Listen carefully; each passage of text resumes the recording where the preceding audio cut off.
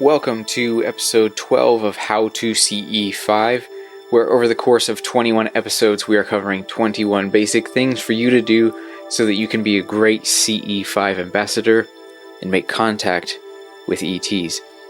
I'm Andre Cardoso, and today we'll be talking about how to signal to ETs.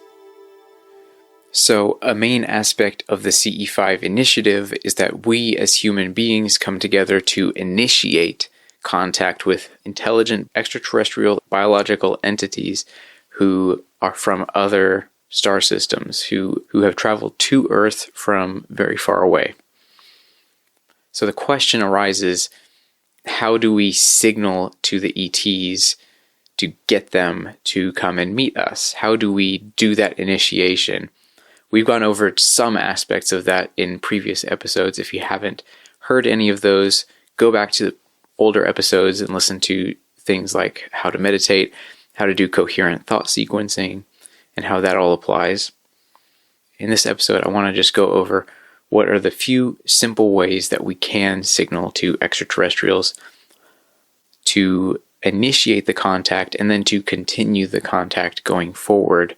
How do we communicate with the extraterrestrials once we have seen a craft, once there is some kind of acknowledgement that they're present with us? And so what I want to draw our attention to is that there are three main ways that we signal to extraterrestrials when doing CE5. And these three main ways have been outlined as something called the CE5 Trilogy by CSETI, the Center for the Study of Extraterrestrial Intelligence. So in the 90s, when the CE5 protocols were first being compiled and taught to people, they came up with this thing called the CE5 Trilogy. And so these three different ways that we signal to ETs are through sound and tones, through light, and through thought. So we have three different ways of connecting with the ETs and to signal to them to initiate contact in CE5.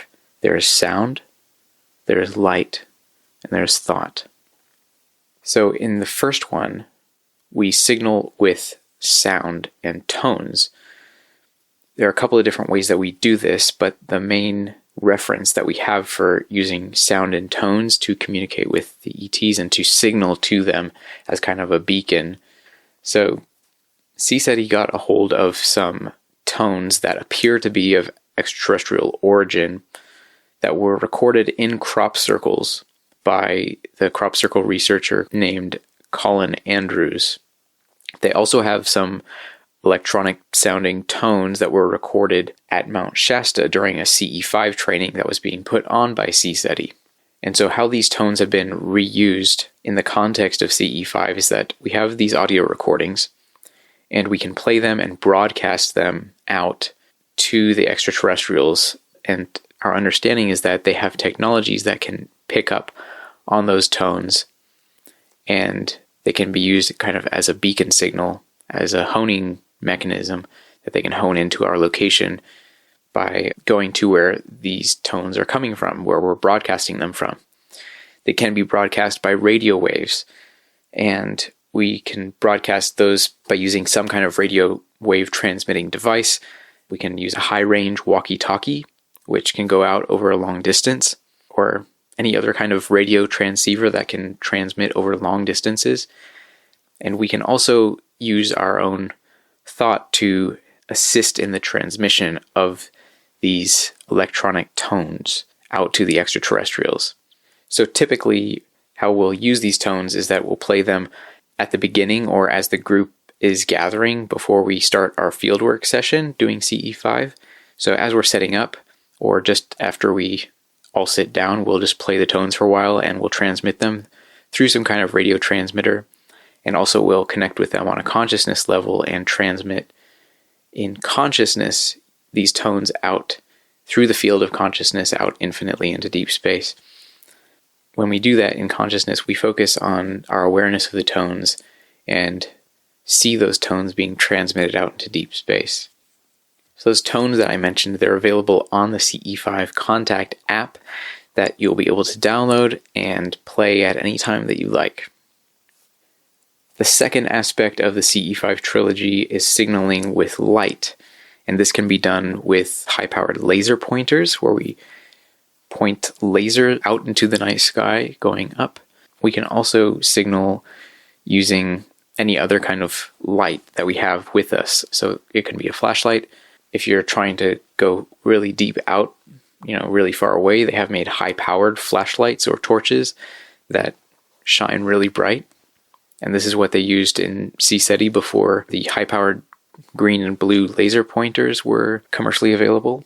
And what we do with these lasers or flashlights is that we'll point the light up out into the sky, making sure that we're not pointing at any moving objects such as aircraft or satellites. We want to point the light up, normally towards the zenith, which is up in the middle of the sky, and flash it in a pattern.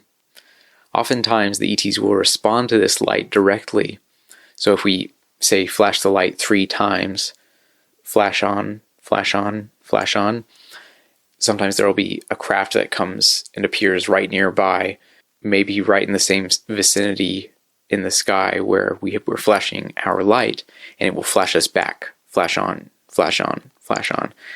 And this is often also done at the beginning of the night when we're setting up the circle to do CE5 field work together as a group. We'll have the tones playing, and maybe somebody will have a laser or some kind of light that they flash up into the sky in a pattern sequence, so that we can see if we can get a return sequence, which is also an intelligent flashing of light.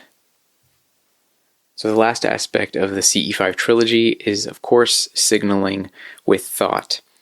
And this is the main basis of the CE5 initiative and how we can connect with the ETs and bring them to our location. And this signaling with thought is exemplified by the act of doing coherent thought sequencing. And I've done an in-depth episode on what coherent thought sequencing is and how to practice it yourself. And I'll leave a link to that episode in the show notes of this episode, so you can go back and listen to that episode to get a full understanding of how to signal using thought and consciousness to connect with the extraterrestrials and guide them to our location so that we can connect with them as peaceful ambassadors from Earth. So these 3 ways that we signal out to extraterrestrials, it's not like you need all 3 in order to make contact doing CE5. You could just use one of them. You could use 2 or 3 of them. Oftentimes the most critical element is that you are using consciousness and going out with a pure intent that you can communicate, using your pure intent from a deep meditative state to connect with the extraterrestrials on a higher plane of consciousness. The gear that you might need in order to use the tones or use lights, I go over some of that gear in one of the previous episodes, all about equipment and gear for CE5. And of course, there is the episode all about coherent thought sequencing, which goes into how we signal to ETs using pure thought. Thanks. I hope you enjoyed listening to this episode where we went over how to signal out to the ETs. The next episode is going to be the kinds of signals that we get back from the ETs and how extraterrestrial contact actually manifests while we're doing CE5. There are a whole bunch of different ways that they can connect, and in the next episode we'll cover a lot of those different ways. So if you are liking this show, do all the things like liking, commenting, subscribing, and following along with the future episodes that come out. Again, thank you so much for listening, and I'll see you on the next episode. Take care.